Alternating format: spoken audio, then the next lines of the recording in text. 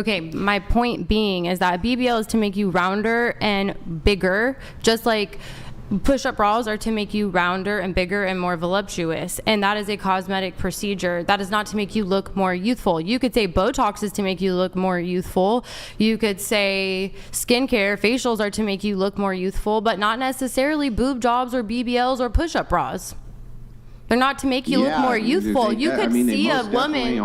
You could see a woman who's 55 years old and has women's number one response for why it is that they get a boob job is because they feel like their breasts are sagging. No, it's because they want bigger boobs. Yeah, I would agree that it's because they want them bigger. Women might wait until. Hang on. That also happens. I'm giving you the number one answer that I'm looking at here. Is because they want them lifted. Or just bigger. I had nothing when I got mine done, and I wanted something. Yeah, I understand, but you guys are young, right? It's true that now younger and younger women are having them done. That didn't used to be the case, especially. And even now, it's still in the age bracket of 30s when they're most commonly done. That's the number one answer given. But isn't that after children when they're just flat? Yeah, and what would we associate after children? What happens with the breasts? They get saggy and flat. That's right. They get it. So right, exactly. So you want them to look more youthful. So you do what? Put stuff in it. Yeah, you perk them up, right? That's what the goal of that is, or at least it seems like that's the case to me. I'm sure that there's women who also have small breasts who want to have larger ones. I'm not disputing that. I'm just saying that it seems that the number one reason is for the purpose of youthful appearance. At least if we associate perky breasts and not saggy breasts with youth, which I think most people would.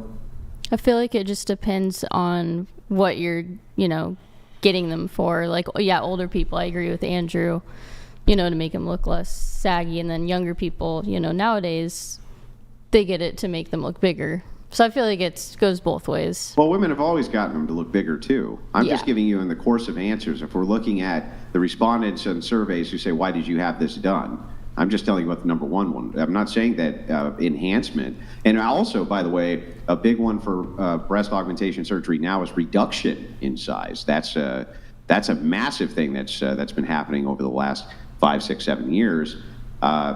So there's that too. I'm just pointing out what the answers are when women are surveyed for why they want to do this. Most women don't get a reduction because they don't want to look youthful, or it's normally I'm not talking about the reasons for breast reduction. I'm talking about the reason for breast enhancement. Yeah, but then you bring up breast reduction as if that's relative. I'm just trying to tell you the trend. I'm just trying to tell you the trend of right now. There's a trend where younger and younger people are getting breast surgery. That's true, right? But it's good. The trend's going both ways for both enhancement and reduction. But I was just trying to say that reduction is generally because of health issues or pain that you suffer, your neck, your shoulders, your back. I know, just saying. But and the only women I know that have gotten reductions is because of that reason, is that because they deal with pain from that or issues from it. It's not because they decided they don't like them anymore. I'm not disputing any of that. It's just not. I'm just trying to explain the trend. That's all. I'm not trying to give you the reasoning for why they have reductions. I haven't looked up all the answers for why they have reductions. I would guess also there's a fear of breast cancer and probably many other reasons that women would cite for this. But when we're talking about enhancement or why most of them are getting boob jobs, it seems that they want to maintain the youthful appearance, at least from my perspective. And most cosmetic surgery is not designed to make you look older, it's designed to make you look younger. You could say a BBL perhaps isn't, but a BBL seems like it's a fad cosmetic surgery. Not like there's some timeless cosmetic surgeries like a nose job, boob job. I mean, I could again say I don't think that. I lost my train of thought listening to you. Sorry, go ahead. No, it was your turn. I'm sorry, I was done talking. It just down the river of thoughts. So. Okay, no worries. Andrew, what do you think would be the kind of, if there was, and I don't think it, even if there is, well, there maybe is, but it's certainly not as prominent or as frequent, what would be the equivalent male cope? Like balding? Like if guys started coping, oh yeah, women No. I wear a toupee for my friends. I was gonna say a hairline. Yeah, women. I wear a toupee for my friends. The less hair I have, the more attractive women. Like, is that the cope? Would that be the cope? No, it's like the bigger my beer belly, the more attractive women find me. I don't know if that matches on as close. It could be penis size. Like, oh yeah, women love my 3-incher. I mean, Height. I think height would be it, right? So men get, if a man were to say that they were getting surgery to increase their height, and there are men who do that, it's super dangerous, but they do it. And they were to say, I'm just doing that for my pals. I think we would say that that's cope. We would be like, bro, you're not getting your height increased because you're buddies. You're getting your height increased because you want to be more attractive to the opposite sex. No, I'm not saying that the comparative cope for the whole, like, I wear makeup for myself, I do XYZ for the women. I'm saying the cope about I'm going to be better looking when I'm older. I think the comparative, like, what is the comparative cope there insofar as women's unwillingness to acknowledge that, typically speaking, they're going to be the most attractive and most desirable by men in their early 20s. That's actually a really good question. I'm sitting here racking my brain. Like, I can't think as many men as I've talked to in various panels about these topics, they just kind of cop to it immediately. They're like, yeah, of course, I was a stud when I was 21, and now I'm 45, and I got a beer gut, and blah blah blah, right? So they seem to just kind of be honest about it. I don't know. I haven't really heard much in the way of maybe some of them cope, but I haven't heard much of it. Oh, so I guess men, when it comes to like them aging, I don't know if it's like totally similar though, because I think there's differences between. Oh, I guess I'll have more money. That could be the big one. Right? I was about to say, I'm sorry. Like, I'll be able to offset it with money. I'll be able to offset my bad looks with money. I'm sorry for like interjecting like that, but I was gonna say, I think that's the only option, unfortunately, that's left for men.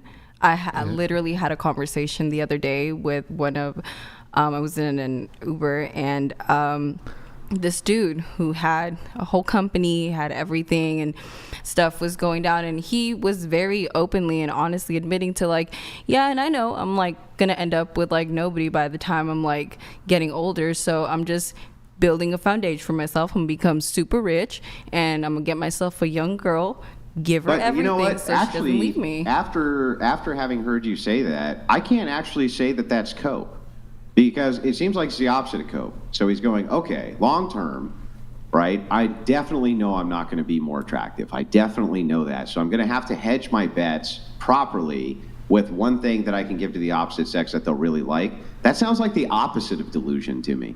But then the girls take advantage of that. That's the problem. And then we end up with girls that feel the entitlement of like, this is why we have so many women that are like, well, yeah, of course I'm supposed to be treated like this and given all of this. Yeah, and I think that need some men can be return. taken advantage of, right? But if the entire dating strategy that you have is, I'm really ugly, but if I'm rich, I got a shot at good-looking women, then basically the goal is to make yourself a gold mine for a gold digger, right? I mean, yeah, because like isn't that basically what you're doing? Yeah, that's straight up what I told him. I'm like, so you're basically gonna look for a gold digger? And he was like, and they're very like, some dudes I've noticed are like, it's kind of shocking, I guess. Well, to me at least, I'm like, they're like, well, yeah, I'm fine with that as long as. Yeah, I don't even know how that's taking advantage though. If he's expecting it, if he's like, yeah, I guess in my mind, basically what my it's options like are, taking it, I guess for somebody who views it conservatively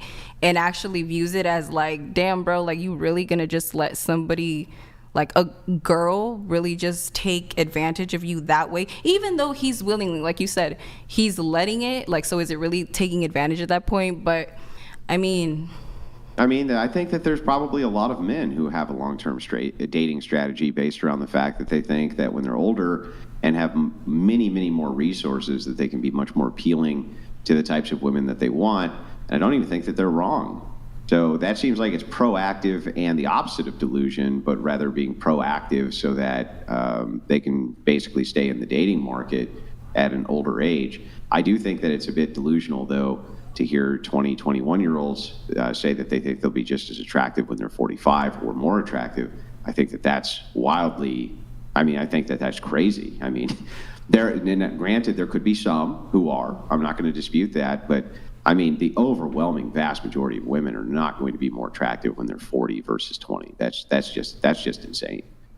I don't think it matters. I don't know why anybody would ever believe that. Like, even women don't believe it.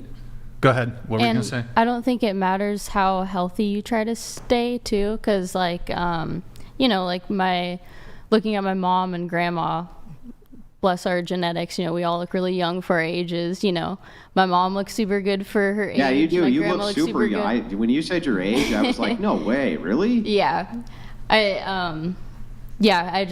That's the genetics that I have. But even though, you know, if I am healthy at, you know, 10 years from now, that doesn't mean I'm going to look better, you know, compared to myself now, you know, even though I could be healthy. I think that what happens is, I think you have a good point here. I think what happens is a lot of women hear this. You're not going to be attractive at 45. Yeah. Versus you're not going to be as attractive at 45 as when you were 25. But I think they just hear you're not going to be attractive at 45. And it's like, that's not what anybody's saying. Exactly. There's tons and tons of 40, 45, 50-year-old women who are highly attractive. It's just the comparison in age to their 25-year-old self. Generally, they're less attractive than that. Which makes sense. It's youth, right?